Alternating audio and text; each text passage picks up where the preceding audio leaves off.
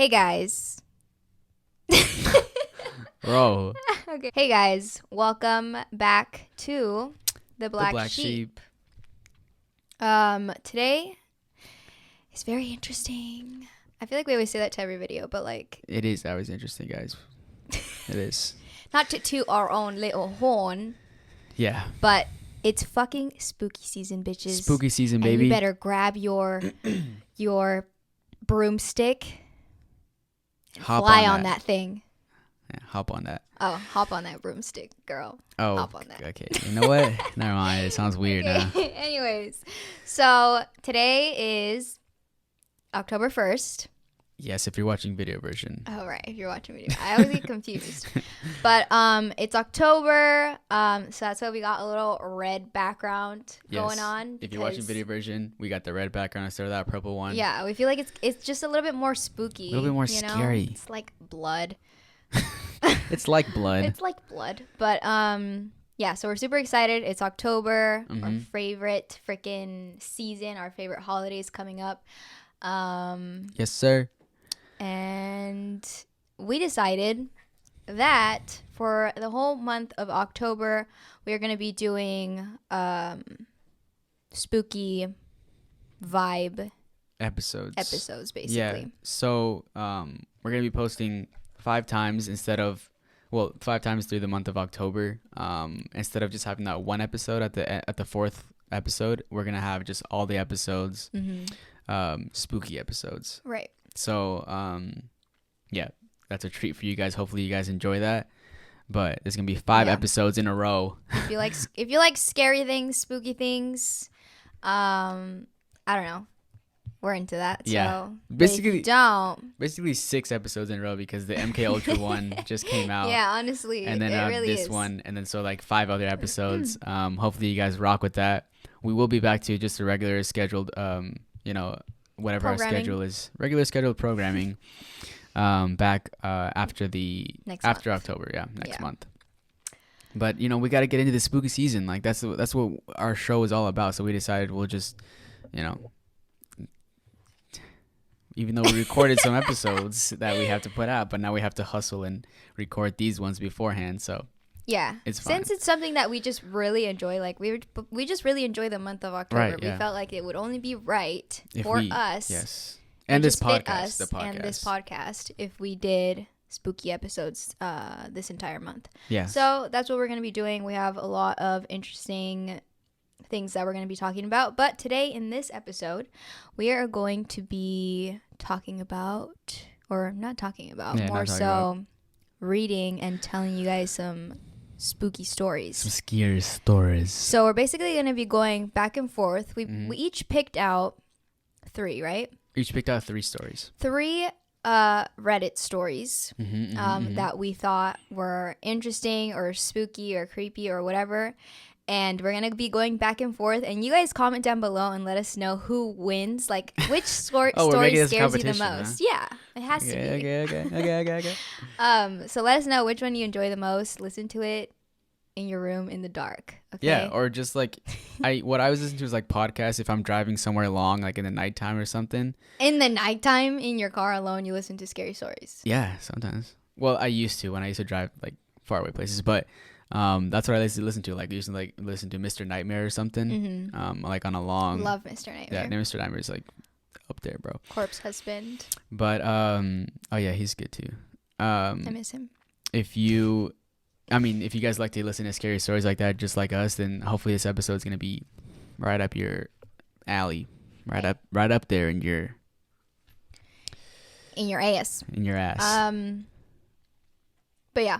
I know a lot of people think that's probably, or like some people that don't listen to scary stories, they're probably like, well, that's not really something that I just listen to on just daily. But like when I'm doing my makeup, I'm listening to scary stories. When I'm cleaning, I'm listening to scary stories. Yeah, when I wake up and take a shower in the shower, I listen to scary stories in the shower. Shit, listening to some scary stories. In bed with my significant other, listening to scary stories. It's just how it is. Mowing the lawn, playing scary stories on the freaking speaker. Anyways, so yeah, that's what we're gonna be doing today. it's gonna be super dope. I'm excited for this I'm episode. very excited for Halloween. I'm excited to decorate my apartment. Spookily. But do you want to talk really quickly before we get started about what scares you?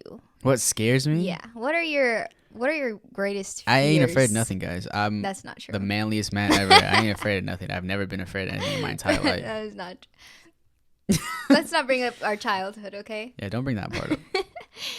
I don't really know what scares me, honestly, if I really had to think about it. Do you have an answer? I've always been like, okay, so this is weird, but like, I've always been scared to say what my fears are, like, publicly. Okay. Because it's stupid, but like, I always feel like somehow something's gonna happen to me that involves like my fears, you know, like the whole like jigsaw thing.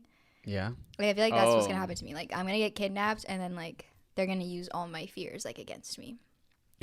So I don't like saying them, but are these like irrational fears, or like what? No, like fears that wouldn't happen in regular life. Yeah, so they're irrational. Like bugs. I'm afraid of bugs. Okay, that's a rational fear. Yes. You know, they creep me out. I don't like spiders.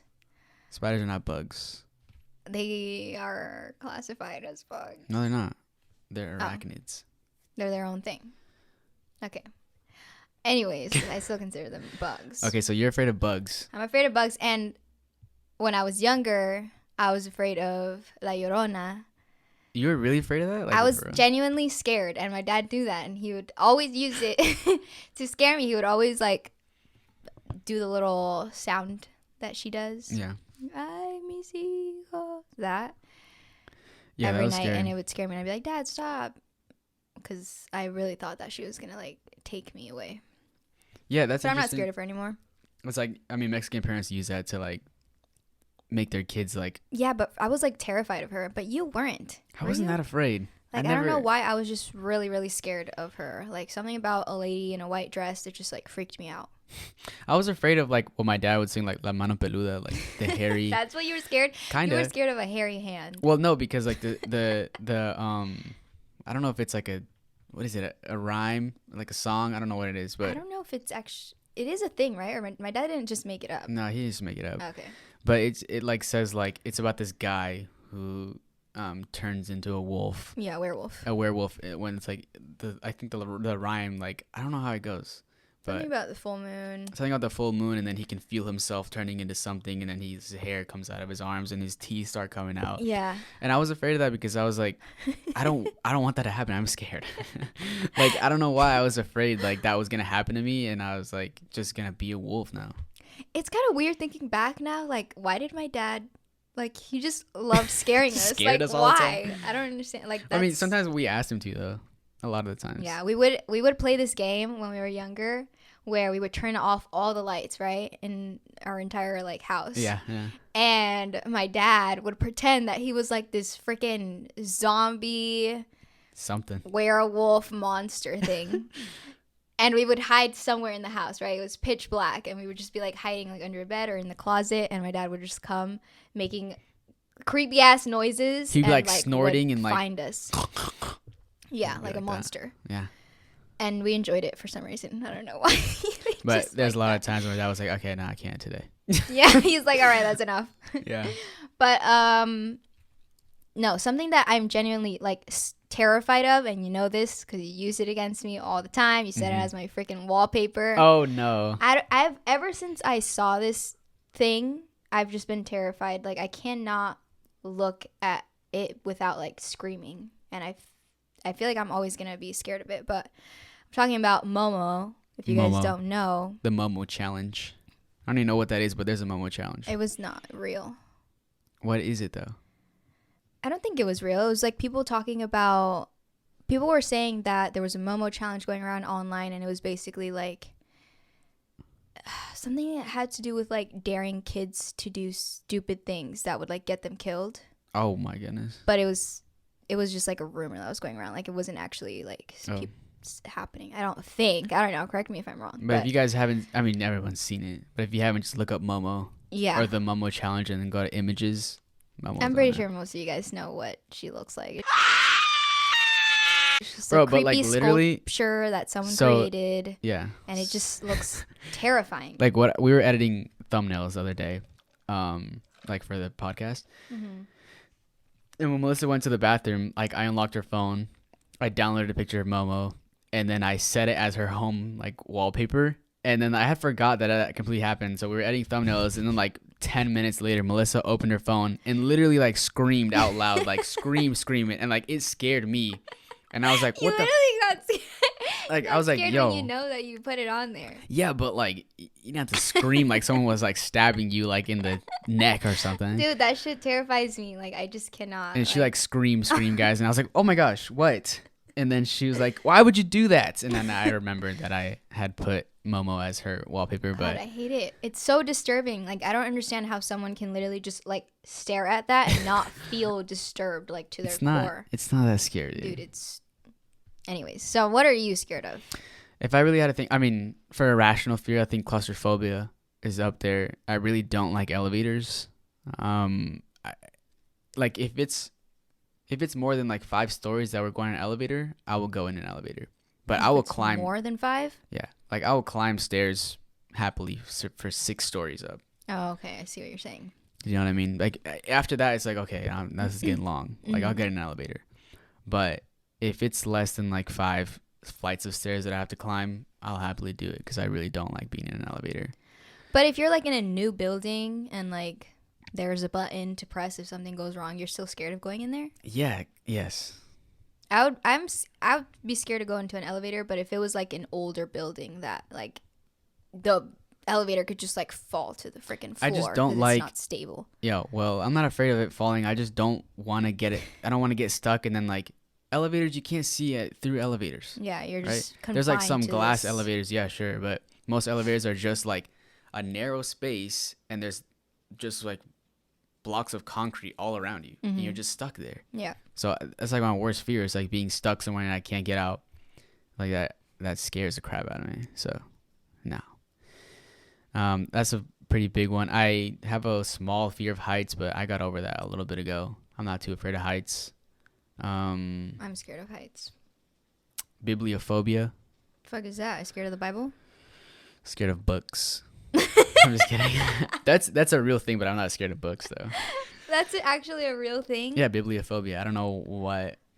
That I don't know is how so that would happen. fucking funny. There's also I You forgot. go to school. I have Fuck. bibliophobia. I forgot what it was called, but there's this one that is called or there's this one that's just the fear of everything. Oh yeah, I've heard of that. It's just like what? You're just like just like all the time. Like I don't know how. Like how does that work? I don't know if it's actually a fear of every single thing, right? I don't know, dude. I don't know. Anyways, but yeah, I just wanted to ask you that. So, if anyone's watching in the future I'm afraid of and crackheads. kidnaps this guy, just put him in an elevator. Like you know when you dude, the other day I was driving back to my house and it was like 12 p.m. or 12 a.m. sorry, like midnight, and then I was driving down the street and like got into my neighborhood, and there was like the stop sign that was there, and there was this lady, like it literally reminded me of the movie Wreck. Remember the movie Wreck? Like she was just R.E.C.. standing like this. I swear to God, dude, she was just standing like this, staring into like nothing. An older lady or just Yeah, an older lady, and she was wearing like a nightgown. Oh fuck no! Wait, where? She was just standing there, like with a nightgown on in the middle of the pitch black darkness, and she was just like this. And I was like, "Oh my God, what the fuck?" Like it literally like you know how like you get that like drop feeling in your stomach like when something like weird happens. Yeah. Like I got that immediately, and I was like, "Should I call the police or like what?" Yeah. I didn't do anything. So she was just standing there. She was just when standing you drove there. off. She was still. Yep, just still standing in standing the same there. Spot. Yeah. It was the weirdest Like shit. she was on the sidewalk, or yeah, on the sidewalk. Oh. No, there was no one else. No one else around, and there was a street light above her. So like That's she even was, creepier. Yeah, I know. It's like literally a freaking movie scene. It was fucking weird, and I was like, she's probably on drugs, but that's not normal. So she was older, or she was? She was like probably in her 50s, like Oh. mid 50s. She looked like mid 50s. Oh my She God, was maybe a you should white have called woman. the cops. I know, a white woman, like her hair down to like here, brunette, and she was wearing a nightgown. I don't remember if she was wearing shoes, but I was like, well, the first thing I thought was like that's scary, and the second thing I thought was like that's kind of sad. Yeah, that's what I was about to say. I was like, maybe she is like lost or something, or she has like Alzheimer's or something. Yeah, or anyways, I don't know. That scares me as well. Okay, so Random you have a fear people in the dark. of Random people older ladies in nightgowns who stare at nothing outside at night. Yeah, at 12 a.m. without shoes on. With no shoes on. Right under a street light. A street light, yeah. Nice. So if you look like that, very specific. Don't ever come near me ever again. Okay. Anyways, so I guess let's get started now. Let's get started into the horror stories. You want to start first, or should I? I think mine are better, so I'll let you start. All right, fuck you. I'll start off with my first one. I'm gonna take off my headphones, so. Yeah, I think I'm probably gonna take my headphones off too. But oh my god, it's raining outside. Is it? So most of these stories, basically all of them, are from the subreddit nosleep. I'm sure you guys have heard of it. Yeah, for sure. r/nosleep, and then we're also gonna credit all the posters or the creators of the stories as well. So this one was posted by Evil Knievel 77. And it's titled, "When I was 9 years old, I was severely traumatized on Halloween." Okay, I'm ready. Okay. I was 9 years old. It was Halloween, and of course, as always, me and my family had decorated the whole house from top to bottom. My family was really into it, mostly because of my dad. His love for Halloween apparently started early on from childhood. He always told me he had such good memories on Halloween, and as such, he couldn't wait each year to get into the Halloween spirit. Every year, my dad went all out, putting up lights, paper cutouts, the entire front yard covered in spooky animatronics purchased from Spirit Halloween. Fake graveyard tombstones, skeletons, spiderwebs, orange and green fairy lights, jack-o'-lanterns, and a huge amount of artificial fog. Thinking back on it now, the guy had to have spent over $700 a year on Jesus Halloween Christ. decor alone. I feel like that would be you as a dad, like going all out for Halloween. Our house was decked out with various lights, candles, and fake pumpkins. The whole house screamed orange and black. At night, my dad would turn the lights down low and only let the side table lamps be on, which gave the entire house a very cozy, warm feeling that was also strangely eerie at times. Mm-hmm. Halloween night, of course, no exception, and the house was dark except for the candles and jack-o'-lanterns glowing inside. My dad had turned off the side table lamps to make the house extra dark. We lived just north in Alaska, so this time of year would get very dark very soon in the evening because of our latitude. It also meant everyone's Halloween costumes had to revolve around jackets and winter gear, so no dressing slutty. It wasn't really an option unless you were super drunk. My father usually waited until around 5 o'clock to begin escorting us out to trick-or-treat. Our small town, although not absolutely filled with people, was similarly filled with the Halloween spirit, so we usually got quite a bit of candy each year. I looked out the window into the darkness of the evening, the sun having sunk below the horizon, its light barely leaking out yellow into the inky bluish black of the night sky. I could see the orange glow of the neighbors' jack-o'-lanterns flicking on the steps and porches of their houses. Most houses didn't even try to compare to my dad's house. At the time, my dad was divorced and had gotten total custody of me and my sister. My mom, as such, was mostly absent except for weekend visits. "Dad," I groaned while looking outside. "When are we heading out?" I was eager to begin trick-or-treating and stuffing my mouth full of sweets and chocolate. I could hear my sister in the other room laughing while the rustle of fabric mixed in with it. My dad was busy helping her get her witch costume ready. She had chosen to be a witch when she had seen Hocus Pocus for the first time, and had been a witch every Halloween since. She was only a year younger than me, and always seemed to need my dad's help with something. "Just a second, son," he called out. "I'll be out in a second, just wait for a bit. I'm readjusting your sister's hat."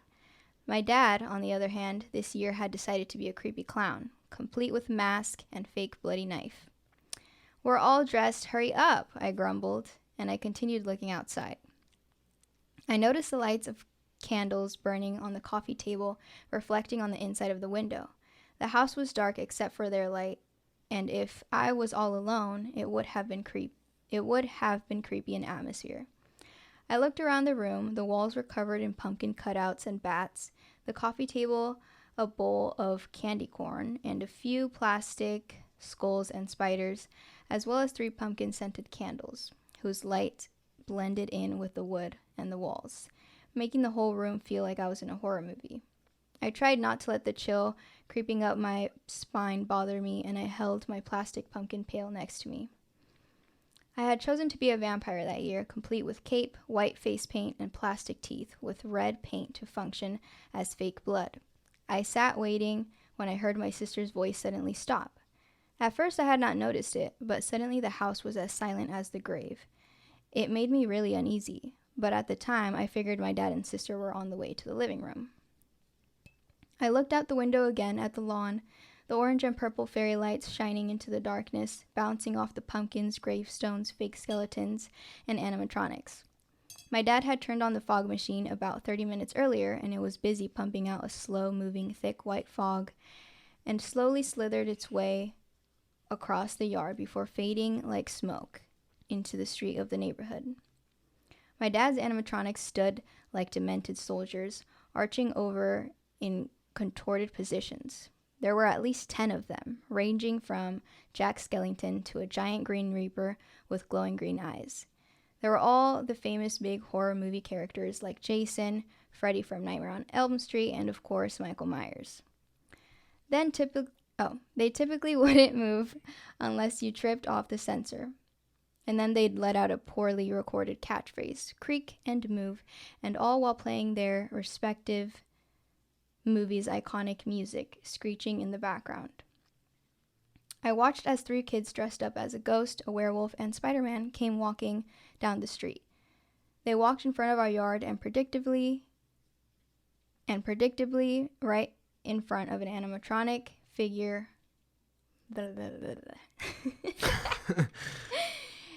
And predictably, right in front of an animatronic figure in black, holding a plastic knife. I watched as the animatronic lurched towards the kids and shouted, "I'll kill you." The kids screamed and ran, running to the other side of the street, running all the way out of sight. Those decorations were scary, all right. I looked back inside and yelled, "Dad, come on! Other kids are already outside. We need to go." The house was still silent, and I got up out of annoyance. How long could adjusting a hat take? Stomping out of the dimly lit living room, I walked into the hallway leading to my sister's room. Suddenly, I heard the doorbell ring. I turned and scampered down the hall to the front door, grabbing a fistful of candy that was inside the small bowl Dad had on the floor near the door for such a purpose. I opened the door, and to my surprise, no one was there. The front lawn was silent, and the fog kept slowly drifting along. I walked out into the small concrete porch and looked around for a second. No one was there. I walked forward and down the steps to the side of the house to see if anyone had run off. Again, no one was there. Maybe it had just been some teenagers ding-dong ditching. I shrugged my shoulders and started heading back to the front door. I got to the door and then froze. My eyes glazed over the lawn. Something had caught my eye. The yard. It was off. I looked at it for a second. Something was off, but I couldn't put my finger on it. I stared at it for a little while before heading back inside. Inside, the house was no longer silent. I heard footsteps walking down into the living room. I smiled and walked up to the hallway where my dad strode in with his clown mask on. "Dad, are we finally ready to go?" I asked, looking up at him. He stood there silently and nodded his head. "Great. Hey, where's Audrey?" Audrey was the name of my sister. She was mysteriously absent. My dad pointed behind him. "Okay," I said. "Well, let's go and get her." No. "Okay," I said. "Well, let's get her and go." You could have just rolled with it. It was the same thing, just yeah, backwards. but like go and get her. It's get her and go. Okay. Now, I know what you're thinking. You must be an idiot to not be suspicious of that situation. But you guys don't get it. You just don't expect these sort of things. Halloween is supposed to be fake scary, not real scary. That's what makes it fun. And that's what used to make it fun. I walked past my dad casually and into my sister's room. That's when the Halloween changed for me forever. I opened the door and the room was empty, or it had appeared to be so. It was pitch black and only the dim light of the living room streamed in. I could hardly make out an object in the place. I tried the light switch on the door, but I couldn't find the switch. I only felt what I could only assume was a leather jacket that had been hung there on the wall. It was rough, but soft. No light switch. My eyes glazed around the dark room. On the floor, I noticed there was a poster board with black markings on the surface. I couldn't read what was on it. I looked around the room, but I couldn't see anything. The room was empty, so I turned around and walked to the living room. I held the poster board in my hands, trying to make out the words, as the light from the candles got closer and closer. Surely but slowly, the words became legible. When I finally read what was on the poster, my heart leapt into my throat. Be silent or I'll fucking kill her.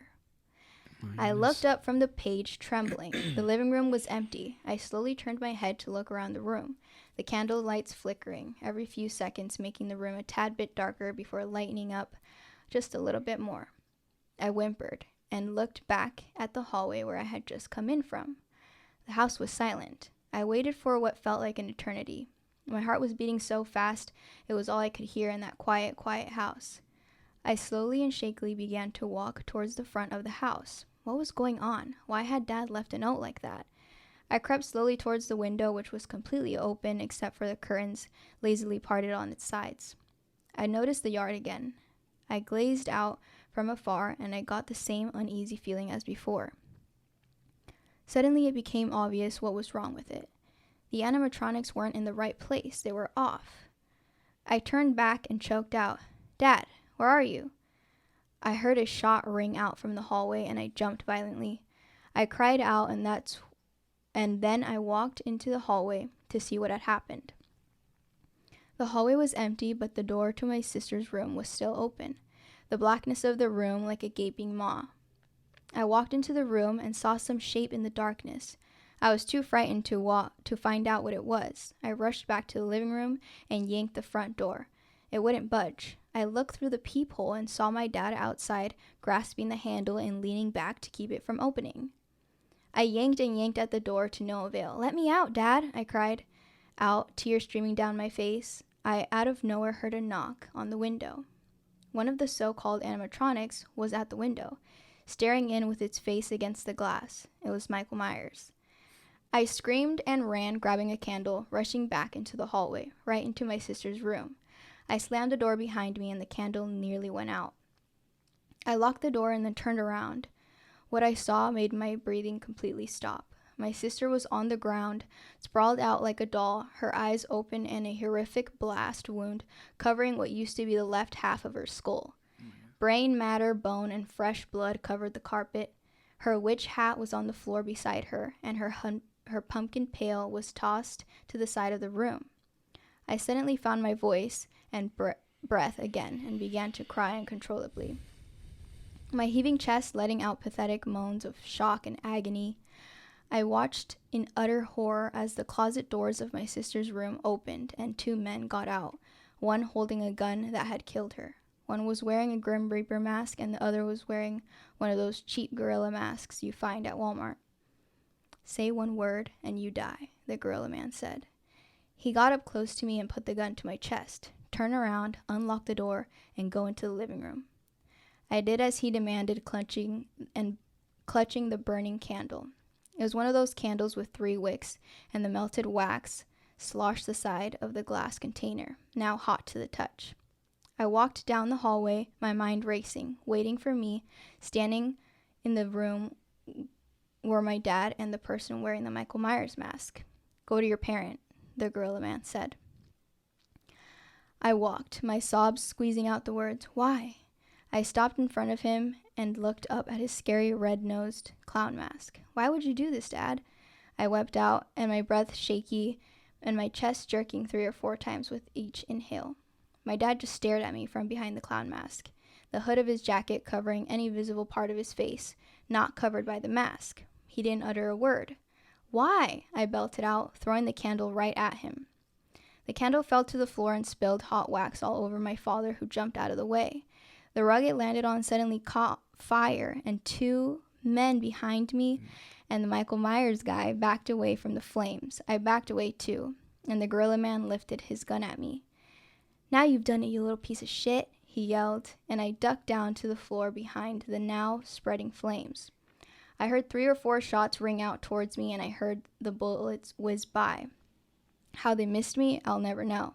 The flames grew in size rapidly, and the room filled with smoke almost instantly. I heard coughing, and the gorilla man covered his gorilla face with his hand and stopped shooting the gun. I crawled along the floor, staying low. The 4 men began... They began. I can't talk now. The 4 men began coughing and reaching for their faces while I crawled towards the front door. The room rapidly began to haze over as the smoke from the fire started blocking the remaining candlelight, as well as the light of the now large fire. I got up, my face and nose were burning from the harsh smoke, and I opened the front door. Cold, fresh air whooshed into the living room, and I heard a voice yell, "He's getting away!" Getting past the remaining haze of the front door, I rushed out onto the porch and heard gunshots being fired behind me in my direction. I rushed down the stairs and looked back at the living room one last time. The glow of the flames, I saw the face of my father's mask, desperately grasping at the straps that held it to his face. The person I thought was my dad ripped off their mask to reveal a face I had never expected in my wildest dreams, my mother. Her red hair falling out of the hood of the coat, coughing and wheezing as she tried to gain some understanding of her surroundings. The gorilla man was not far from her. He dropped his gun and began to take his mask off too. I turned back and screamed, and began running as fast as I could. I heard the fire alarms in the house begin to go off at full volume. As I ran off into the street and down the block, I heard some voices shouting and the distinct sound of my back door opening and slamming shut. I ran faster and screamed until my voice was raw and my lungs could take no more. I don't remember what happened after that. I only know what my neighbors 3 blocks down from my house told me.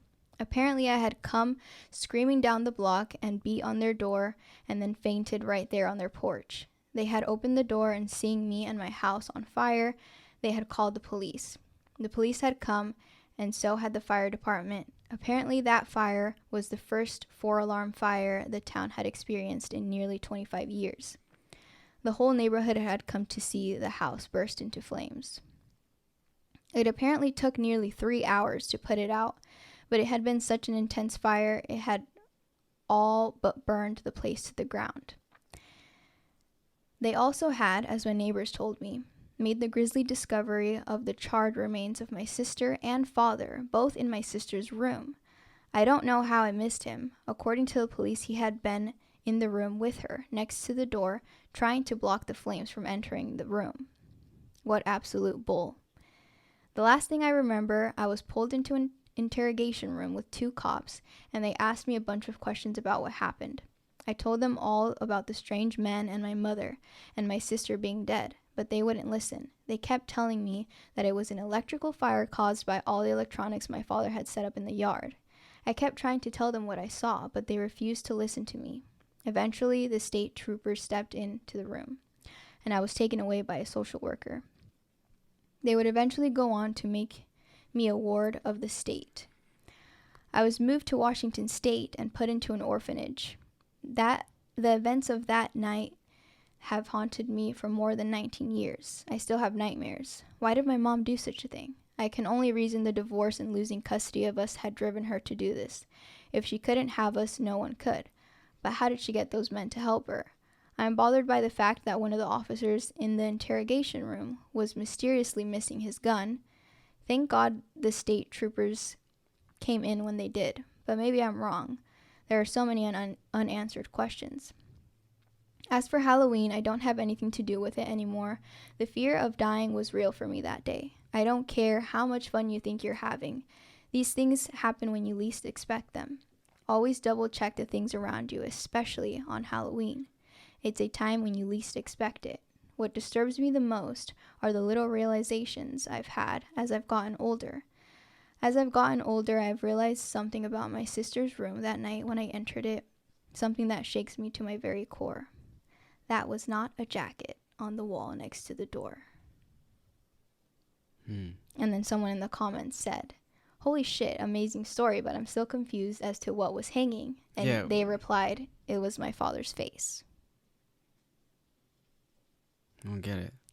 At the beginning, was there something? What? Remember when he walked into the room, feeling for the light switch? Mm-hmm. His father was like against. Well, it says. Wait, do you mean? Someone asked, wait, do you mean he was killed, or that he was in on it? And he said he was killed. His body, it seems, was leaning up against the door. I just didn't see it in the darkness. So like when he was like feeling around, he was feeling like his face mask, but he thought that it was like a jacket or something, and then he just saw his sister on the floor. So that's why he said that. How could I not have seen my dad? Yeah, but he did. Well, so his dad was in there in that room, already dead too. Damn. Yeah, but that's this good. one was like a true story that someone posted, I like that supposedly. But that's freaking horrible. Just thinking about that. Yeah, That would for sure have ruined Halloween for me if my father and my sister had died. Yeah. On Halloween night. And then how nobody believes that his mom did it. Like, yeah. The police were just like, no, this is what happened. That sucks. That's scary. But anyways, he was moved to Washington State. I know. I was like, hey. It's crazy. What's up, bro? Let's link up. Make a podcast episode together. You're stupid. All right. Let's celebrate Halloween. I'm just kidding. Okay, that was insensitive. Don't put that in there. Yeah. So what the fuck, dude? Okay, your turn. All right. So this one's called The Street Light Outside of My Window Keeps Turning Off. And this is by Blair Daniels, posted 3 years ago. Yeah, get your mouth nice and wet. Ew. Some kids have teddy bears. Others have blankets, dolls, or stuffed animals they fall asleep with. I had something a bit different. A light. A window faced a hill, and on that hill was a lone street lamp, shining down on the road beneath it. Now I knew it was just some normal boring old road, but in the minutes between sleep and wake, where my mind grew fuzzy and dreams started to thread into my consciousness, I imagined it as something more. The street lamp in Narnia against falling snow, the lights of a mermaid colony shimmering through ocean depths, the glow of a fairy sitting on a rose petal in a deep forest. But one night, the light was off. Mom, Dad, I yelled down the hall, stomping my little feet across the carpet. The light is gone. What? Your nightlight? Dad asked, setting his book on the couch. Mom was slumped on the other side, snoring lightly. Not that light, the light on the hill. He followed me back into my bedroom, where I pointed wildly out the window. Through the sheer curtains, there was pitch black beyond. Why is it gone, Dad? I don't know why, Caroline, he said, scooping me back into bed. Maybe the light bulb is out. Remember a week ago when Mommy changed the light bulb in the kitchen? Sometimes that happens to lights, and they need to be fixed. I nodded. After another bedtime story, I drifted off into sleep, and when I awoke a few hours later, in the middle of the night, the light was back on. I smiled, snuggled against my pillow, and closed my eyes. But the next night, the light was out again, and the next, and the next. I grew crankier, and my sleep got worse. My parents, for the most part, ignored it. But then something wonderful happened. On Tuesday night, Mom had to go to the cell phone store over the hill. Mom, let me come, I begged, clawing at her shirt, please. It's almost your bedtime, Mom said, shooting a look at Dad. He shrugged. Okay, you can come. But after that, you go right to bed, okay? I nodded. And soon, we were driving up the familiar road towards the street lamp. I wanted to see what was wrong with it. Was the light bulb busted or some wires frayed? Then, I thought in my little kid brain, I could tell Mom how to fix it. As we rounded the bend, though, I was in for a surprise. The street lamp was on, shining brightly like a beacon. Its light glistened over the wet road. It's on, I cried so loudly that the windows rattled. See, Mom? Yes, honey, she said distractedly. And it was still on when we made our way back. I was so excited I was jumping up and down in my seat. Narnia, mermaids, and fairies all came rushing back into my head. When we got home, I ran down the hall, jumped into bed, and turned to the window. No. It was out. I shot out of bed. How? I thought. We had just saw it 5 minutes ago. It was on, shining bright. I ran over to the window. I grabbed a fistful of curtain and yanked it back. Where is it, I thought, glancing around wildly. It has to be here. My eyes adjusted to the darkness. Shadows faded into view. Gray against black, bulky against large. Not the shape of the road and trees. I pulled the curtain further, curious now, and I leapt back. 2 hands cupped against the window, attached to the hulking shadow of a man. I screamed. No, there was nothing wrong with the street lamp, nothing at all. He was just blocking its light. Oh, shit. Yeah, that's a little short one I decided to start with. I like stories like that. Yeah, it's kind of just like a little... You just don't expect it, but it's creepy because, like... Yeah. There's a fucking creepy guy just at your window. Yeah, so, like, whenever she was saying, oh, the light was off the next day, and the next day it was just some guy, like, staring at her in the nighttime. And the parents just didn't give a shit. Scary. But yeah, that's a little short and sweet. Like that one. All right, so this next one was posted by Synergy X_X. Okay. It's called "My Reflection Stopped Mirroring My Actions This Morning." Oh my gosh. Okay, so here goes. Today started out like any other Wednesday, or any other weekday, really. I have a morning routine that I rarely deviate from. Hell, I have a life I rarely deviate from. Go to work, come home, watch Netflix, or the like with a rum and Coke or 2 or 3, go to sleep, wake up, and do it all again. After I'd snoozed my alarm as late as I could, I finally flopped out of bed and wiped the sleep out of my eyes. I stumbled into the bathroom and started up the shower as I went pee. I let the water heat up before climbing in, allowing myself as long as possible in the hot water. I reluctantly turned the water off, stepped out onto the floor, and dried off. I then walked over to the sink to brush my teeth. That's when I first noticed it. My reflection was slower than me, not by much. I raised my arm, toothbrush in hand, and my reflection did the same, but half a beat off. Much like watching yourself in one of those surveillance videos in a convenience store.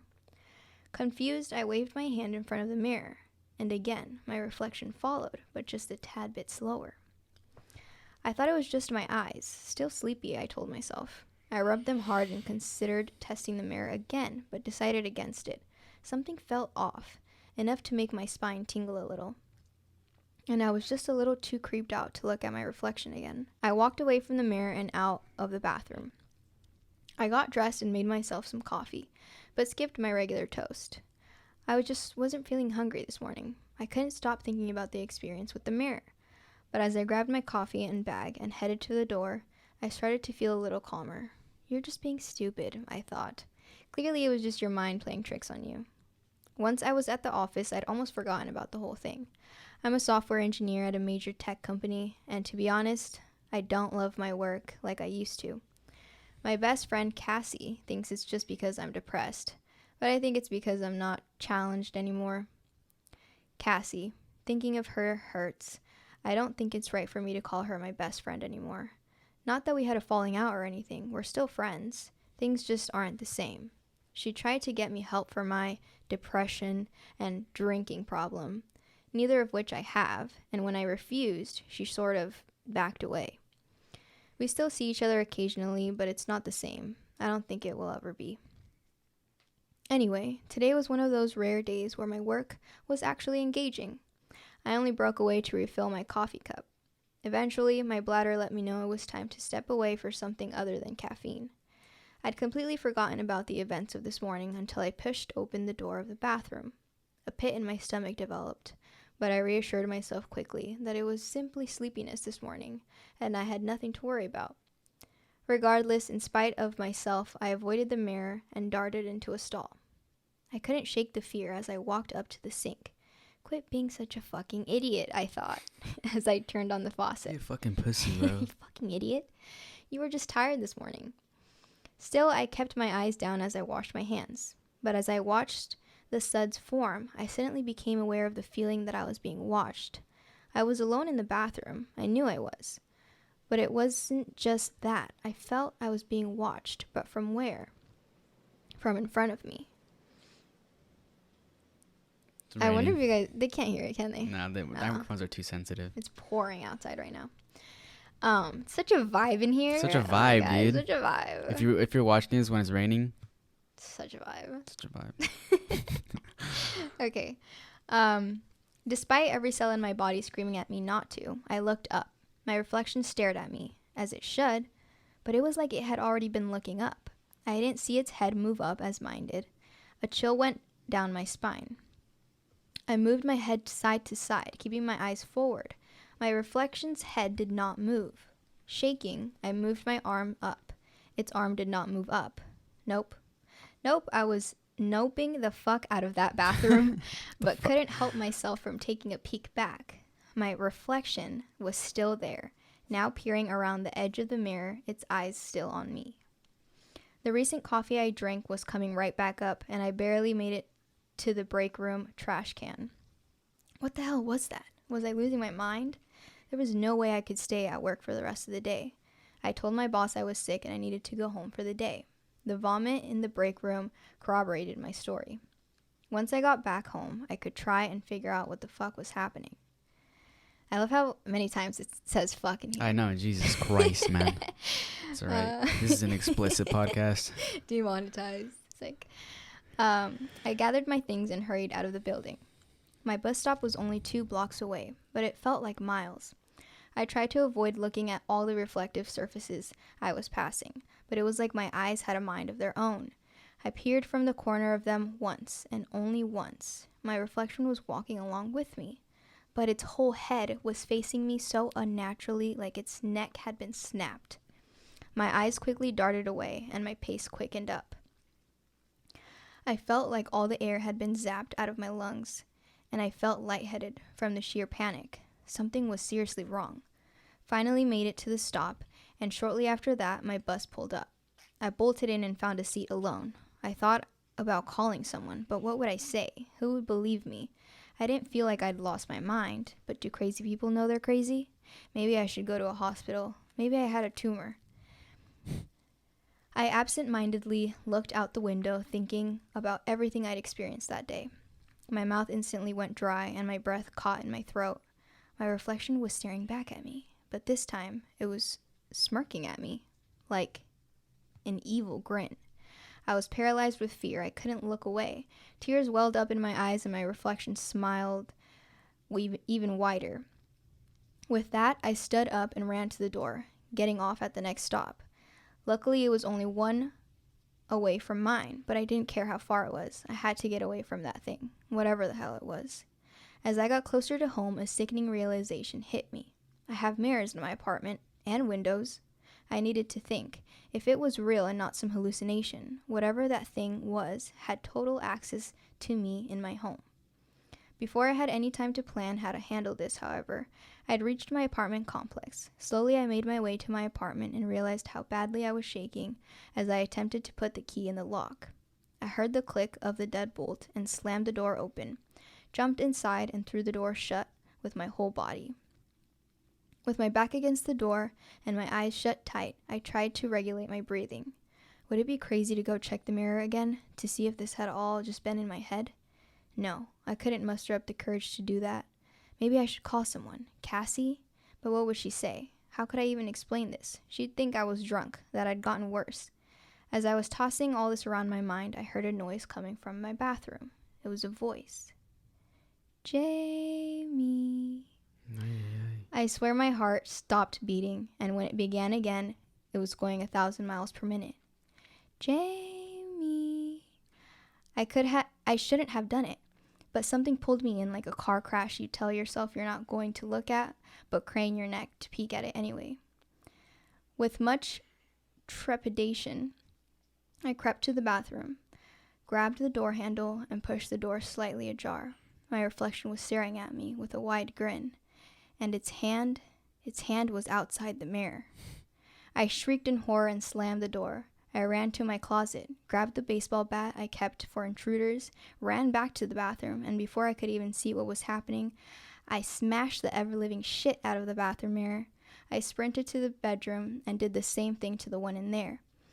I then tightly closed all the blinds so I couldn't see my reflection in anything. That's when I decided it was time to call Cassie. If I had lost my mind, I wanted it to be fixed. If I was in danger, I needed help. I found my phone and curled up in bed to call her. After dialing her number, I grew nervous she wouldn't answer. It had been a while since I'd called. Hello? Cassie, oh my God, Cassie, please, I need your help. Something seriously fucked up is going on and I don't know. Hello? Cassie, can you hear me? It's Jamie. Jamie, I think you're in a bad reception area. Try call. The call ended. I looked down at my phone. The screen was black. I saw my reflection in my phone screen, laughing at me. I tried to get the phone to light back up, but it wouldn't. Just that face, laughing, then staring, then calling my name. I grabbed the bat and smashed my phone. I laid in my bed debating what to do for a little while. That debating might have included some liquor. If I went to the cops, they'd laugh at me of the situation. After some thought, I decided I'd take the train to Cassie's place.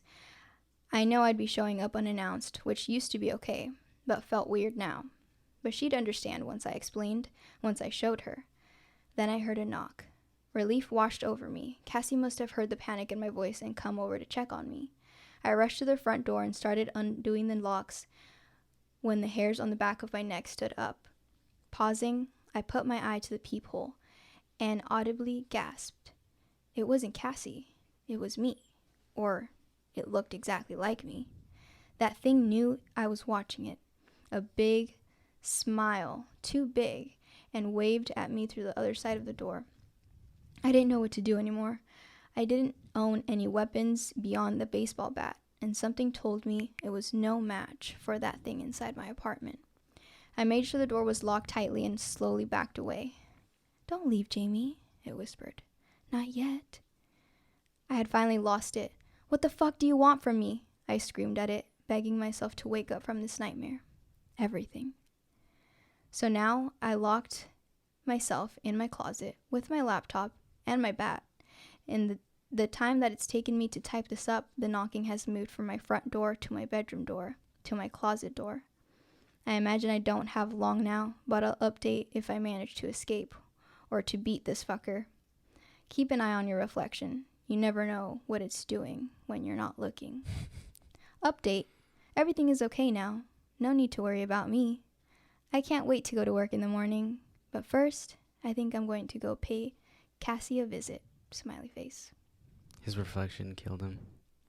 I got him. And it's dun, him dun, now. dun. It's excited to go to work. That's cool. A little creepy little story. Yeah, I like that one. This one's a bit longer, so strap yourselves in. We love long stories. Grab a little snack. Grab a little snack. Grab a This little one's popcorn. pretty recent. The last one I read was 3 years ago. This one was posted 2 days ago. Okay. From username The Buffed. Buffed. The Buffed. Yeah. Okay. It says, my girlfriend would answer one question every night in her sleep. Okay. I met this girl that I thought was perfect for me. Our relationship moved really quickly, and I started sleeping at her place after about 2 weeks of seeing each other. The first night that we stayed together, she scared me pretty badly.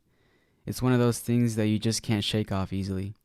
I was laying in bed next to her reading on my phone when she rolls over and looks at me dead in the eye. She didn't say anything, she just looked at me. "Hi," I said to her. "Ask me a question," she responded. I chuckled when she asked me that, thinking it was just a cute exchange, but she reached out and squeezed my arm. I winced. "Hey, that hurts." She didn't let go. Okay. "Do you like sleeping together?" I asked. "Yes," she said, rolling back over to go to sleep. It was such a surreal experience and so random. Obviously, I brought it up the following day with her, but she swore she didn't remember.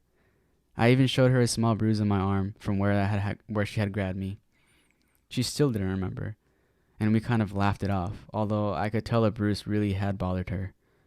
The next night, the same thing happened. I thought she was asleep, and then suddenly she rolled over and started to look at me in my eyes again. "Ask me a question," she said. "Do I have to?" I asked. "Yes." She rolled back over. Apparently her logic worked the same way as in elementary school. I was going to say, teachers. that's a question. Yeah. "Hey, are you just messing with me?" "One question per night," she said. It sounds benign, but her tone had a sense of finality to it. I was afraid to attempt another question.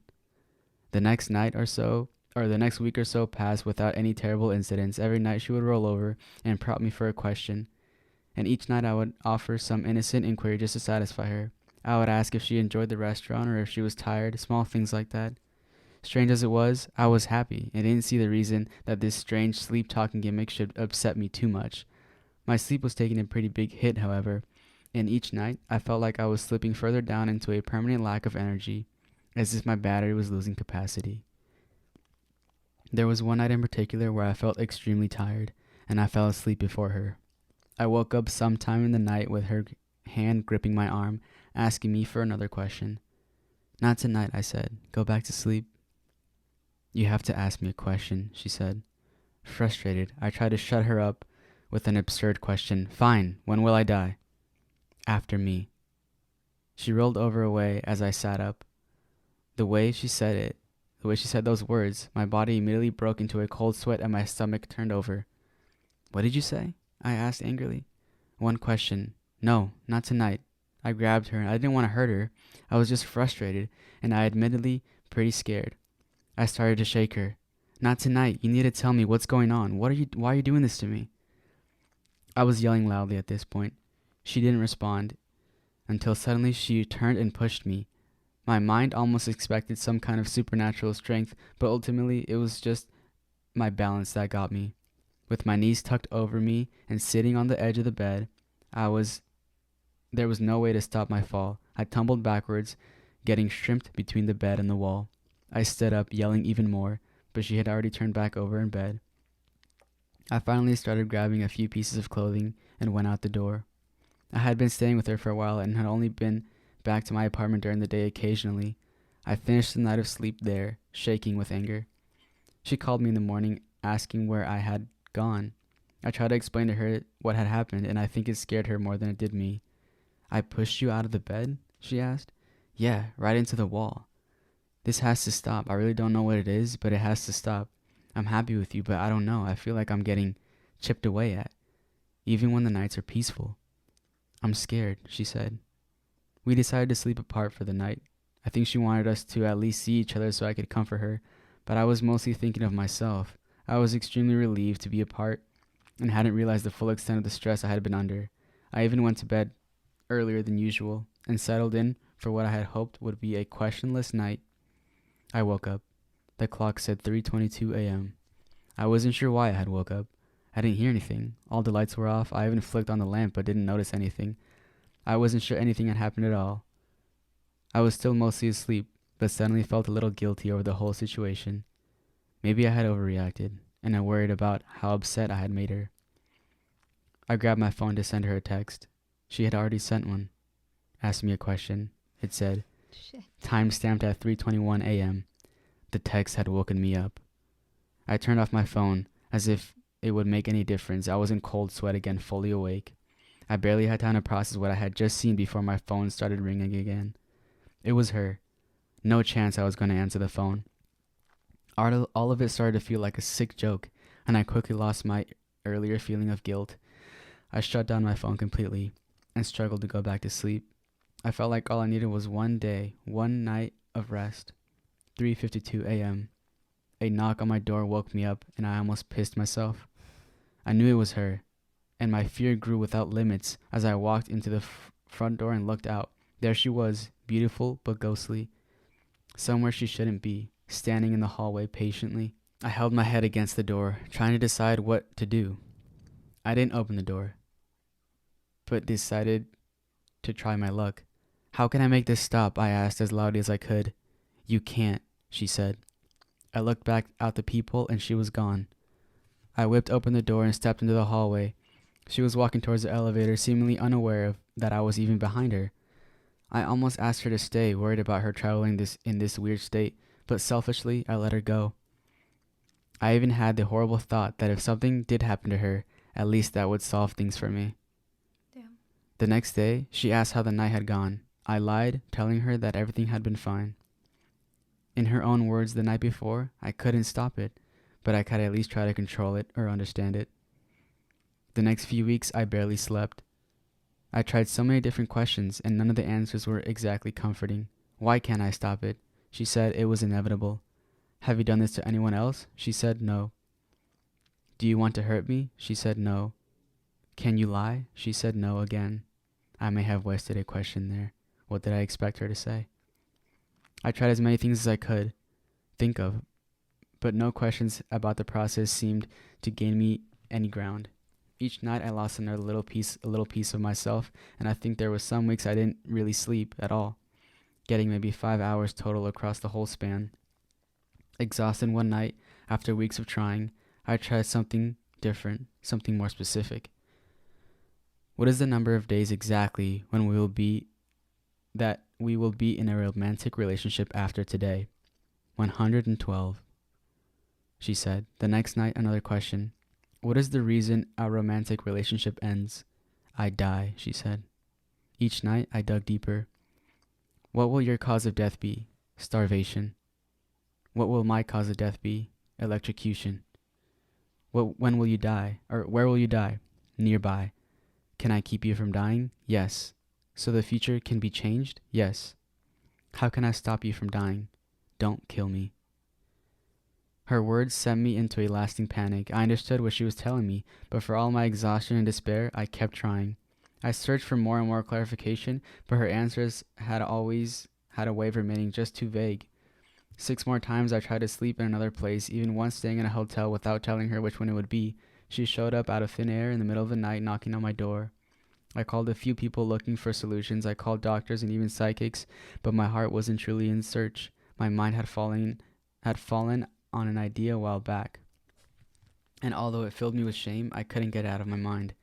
She tried to help, but there was nothing she could do. Our relationship was slowly falling apart during the day, and it was difficult for her to understand the true gravity of the situation.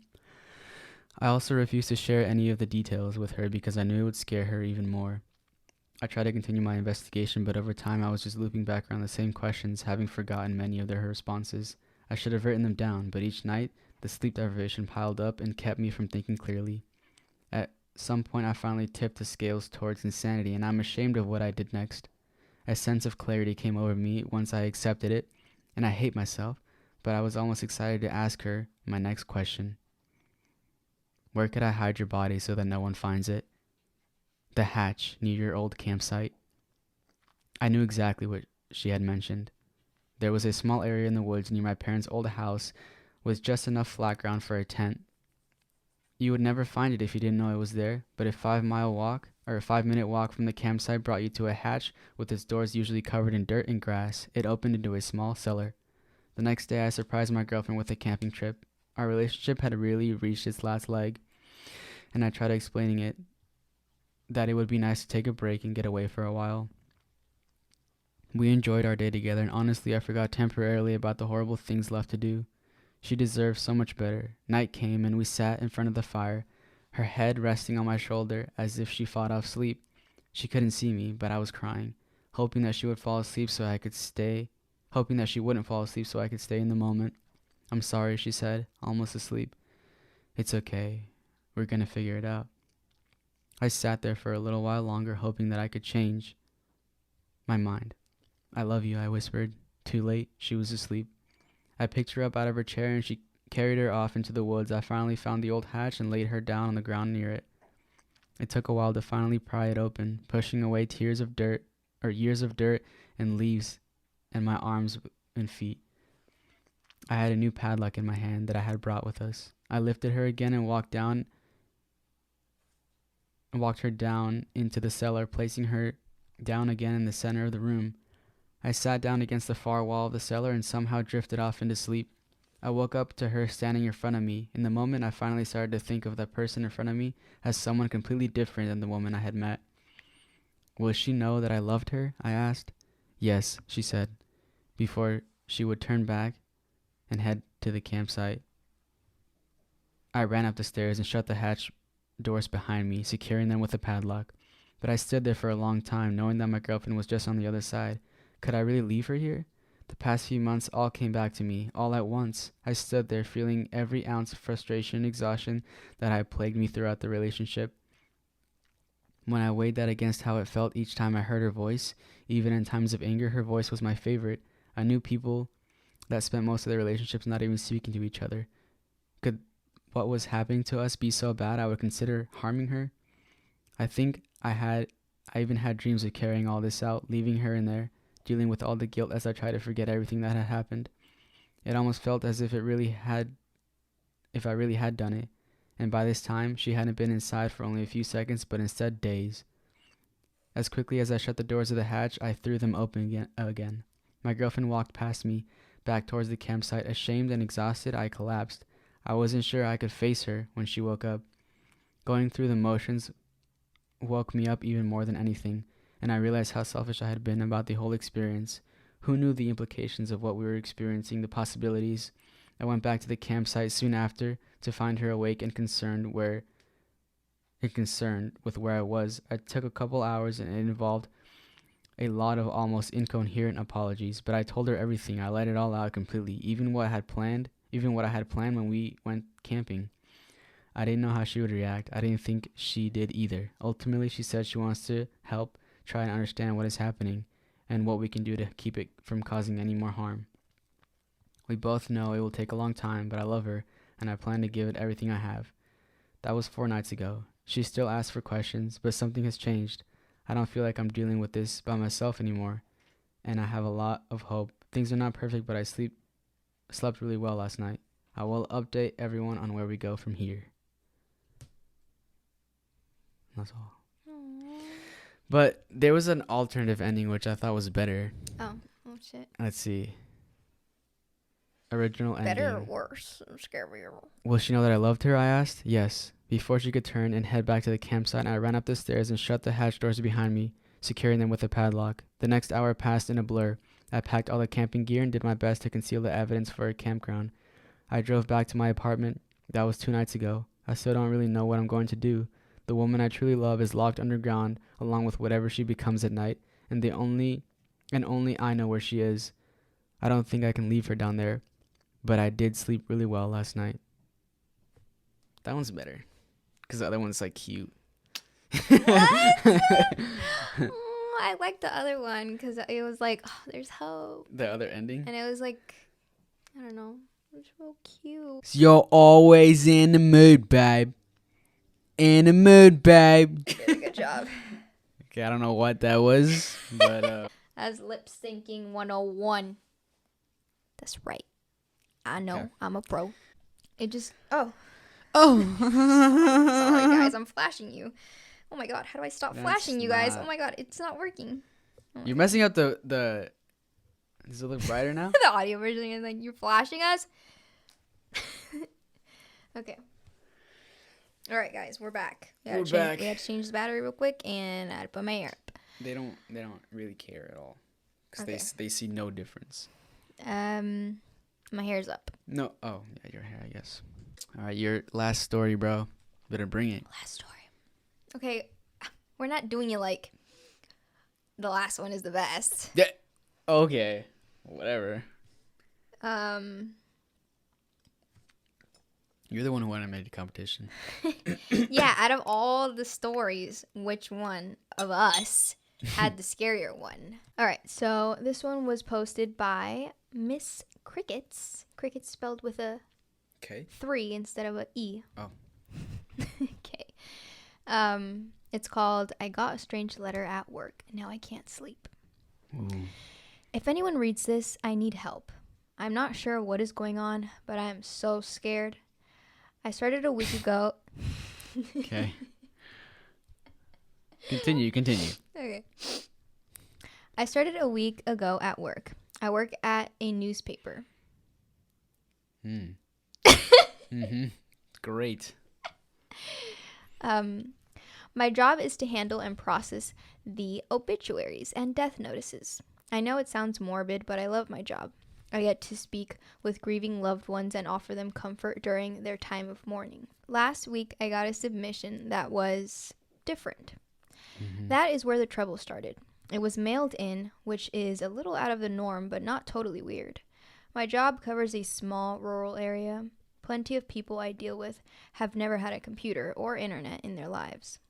The letter was on my desk when I arrived at work. The mailing address on the letter was typed with no return address.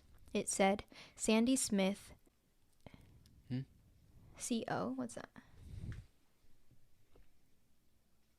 Oh. I don't know. I don't know what that is. Oh, you broke the Scarlet. I found my new phone. Okay. It said, Sandy Smith, obituaries. It was a small envelope with a stamp on the corner I had never seen before. It was a single black flower, like a dahlia. When I opened the envelope, the letter inside was typed too. Helen Parkins, 58, died horribly in XXX land on Tuesday, September 7. Mm-hmm. She was killed in an automobile accident after a drunk driver hit her car. She died of blood loss when fire and rescue was not able to get her out of the car in time. Condolences can be called into XXX 5723. By the way, the XXX is like... Yeah, what's that? It's just to like not put the real name of the place then a phone number, you know. I frowned and read the letter twice. First, this was way too graphic for a death notice. We absolutely could not publish this the way it was written. Second, September 7 was today, so the date had to be wrong. I turned to my neighbor in the next cubicle, a reporter for the paper. Hey, Corey? I said. Corey turned from her computer and faced me. Yeah, what's up?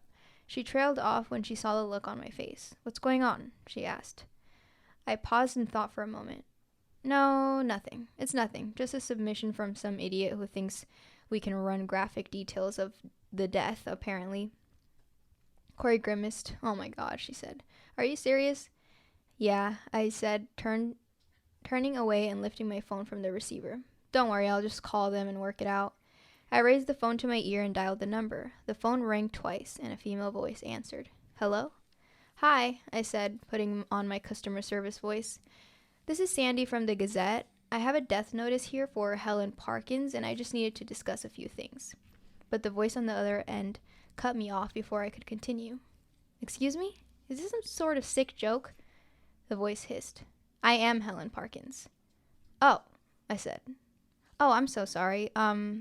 Did someone in your family with the same name pass away, perhaps? I have a death notice here with your phone number as the contact. Helen sounded angry. No one in my family has died. I did not submit anything to you, and I'll ask you not to run anything with my phone number. Thank you very much. She huffed.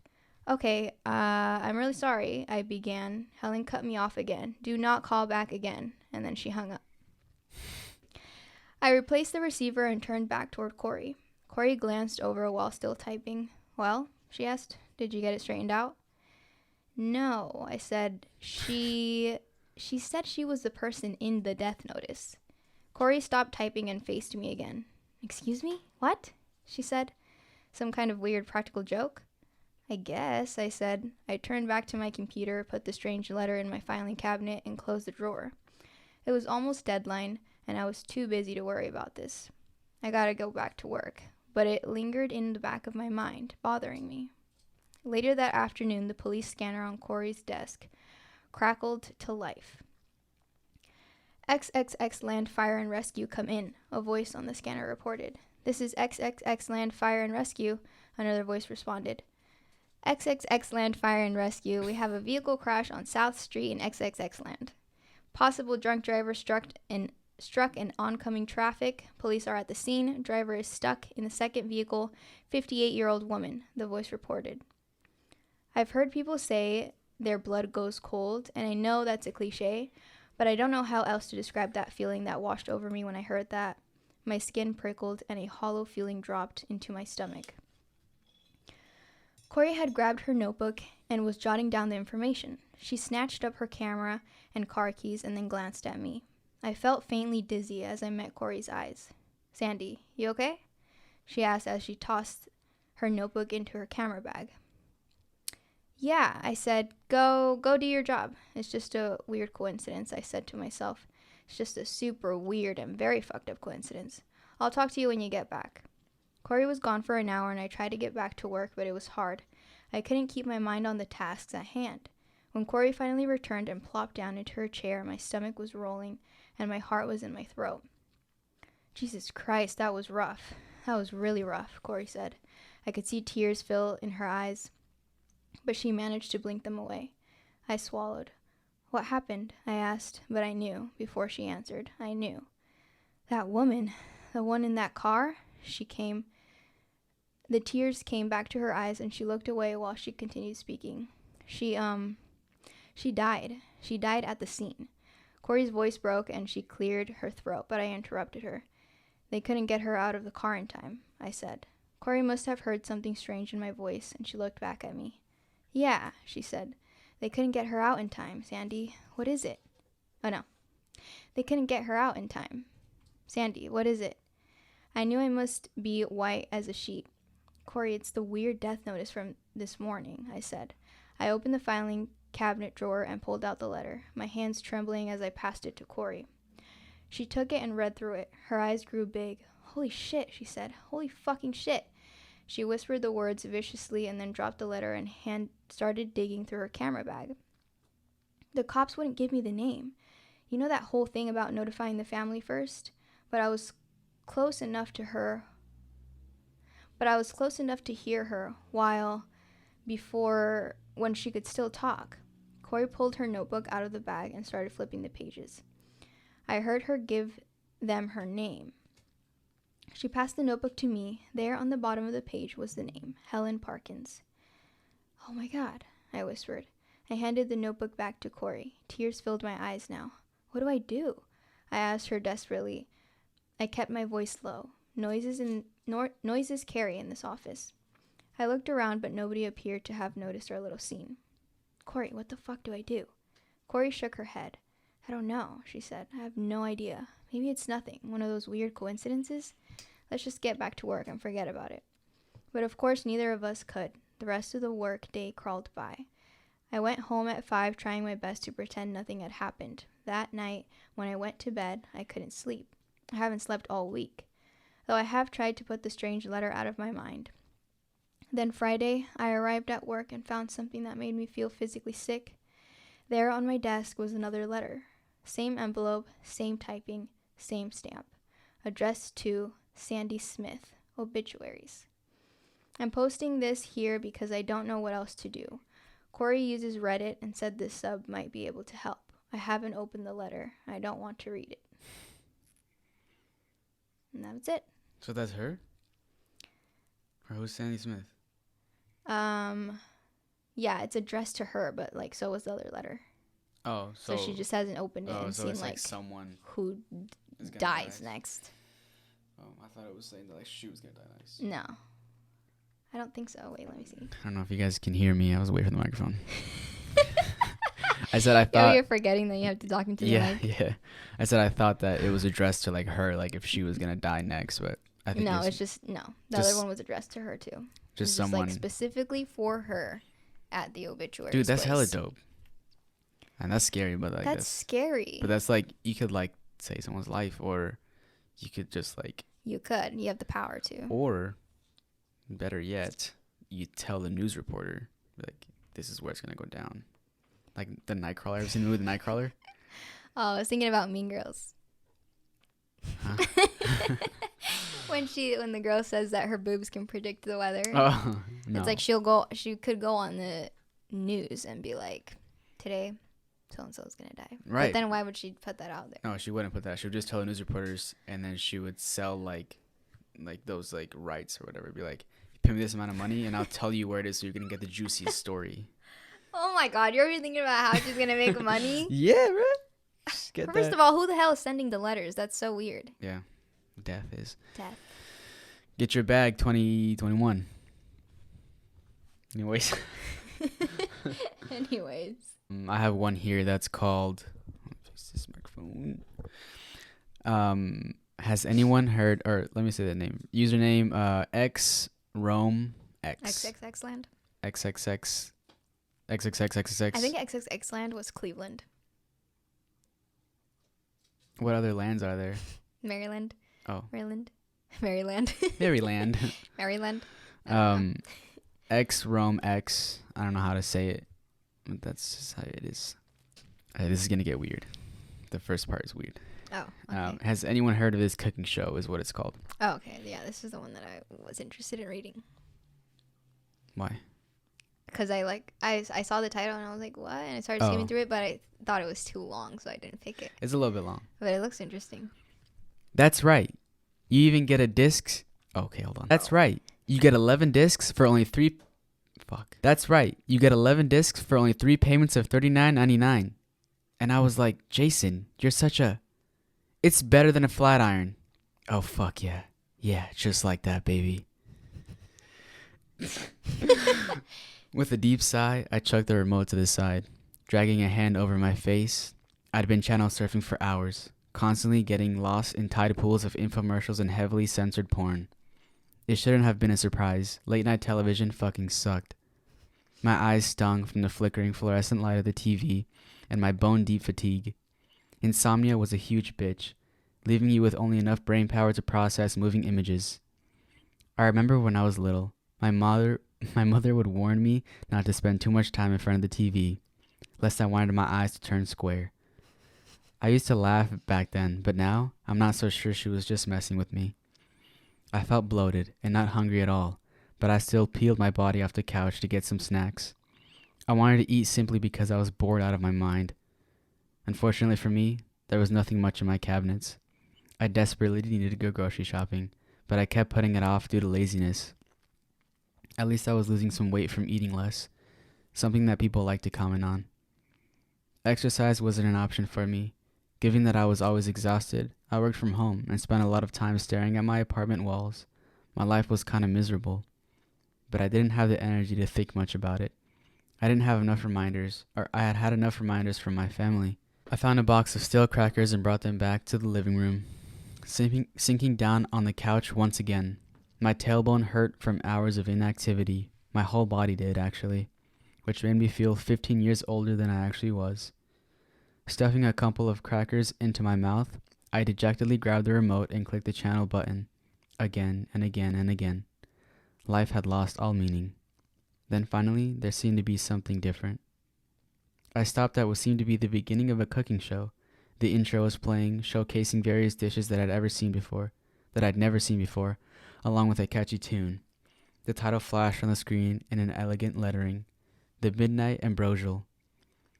The set was expensive looking, with the latest gadgets like an enviable stainless steel fridge and a very advanced microwave.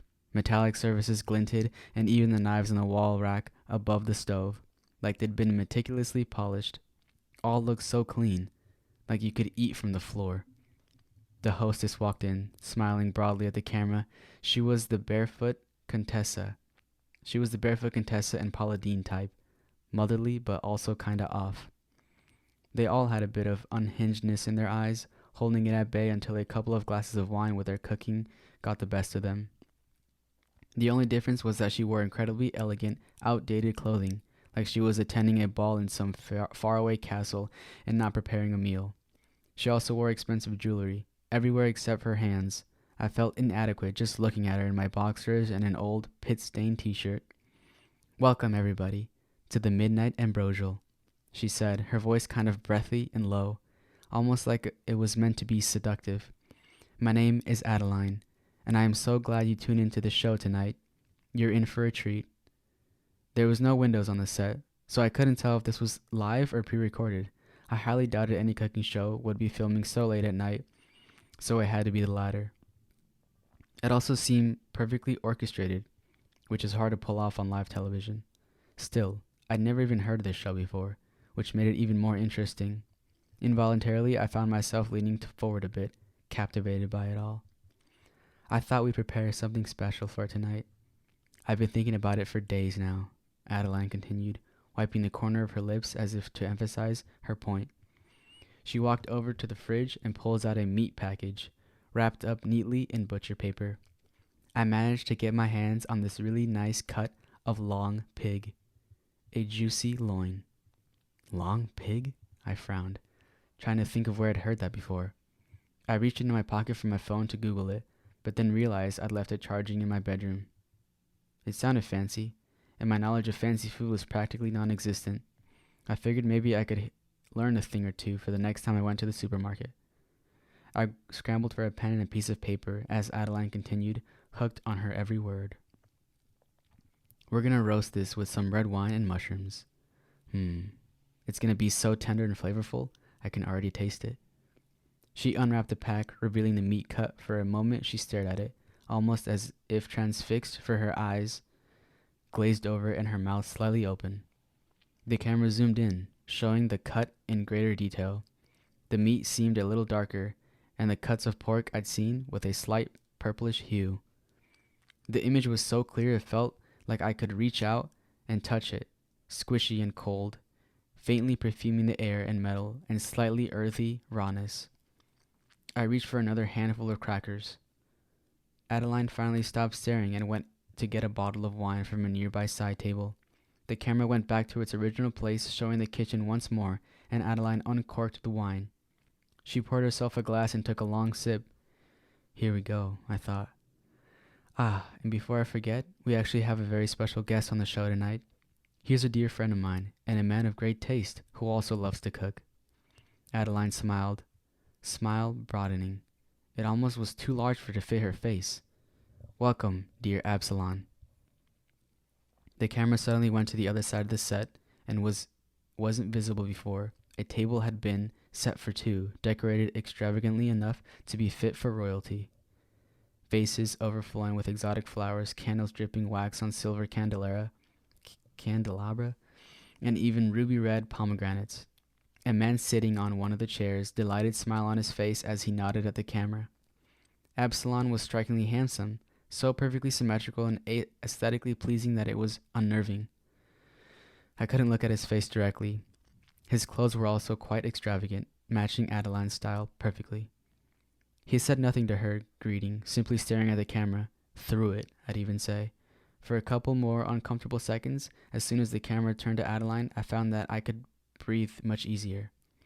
As she started with the cooking instructions, I heard her take notes, entranced by both her husky voice and the inherent deliciousness of the dish she was making. She described the smells and textures of the ingredients in great detail, the camera zooming in each of them. And I gushed over the greatness of the recipe.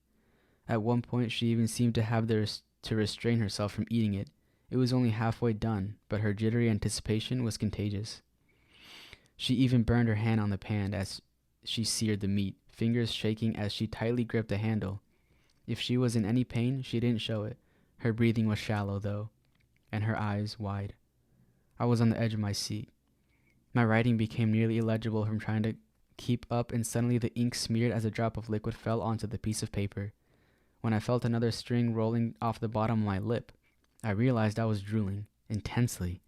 My stomach no longer felt bloated, but instead achingly empty, and a void waiting to be filled. I felt like I had little control over my body, hypnotized by this strange show and even stranger hostess.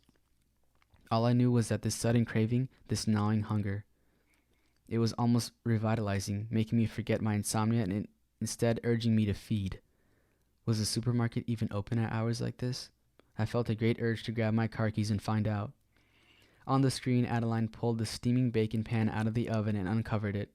The sight of it, juicy golden brown meat swimming in dark, slightly crimson sauce, nearly sent me into a frenzy.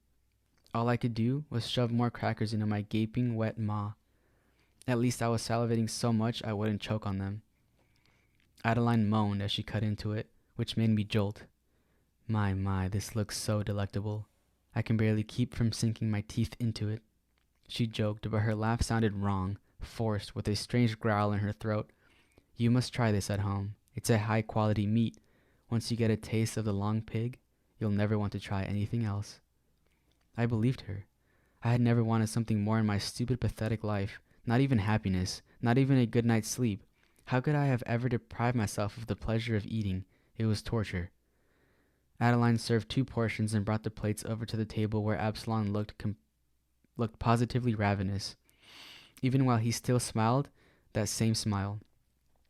And if you don't know where to find some long pig, well, you could always ask a friend, she said cheerily, pouring 2 glasses of wine. We hope you tune in again soon.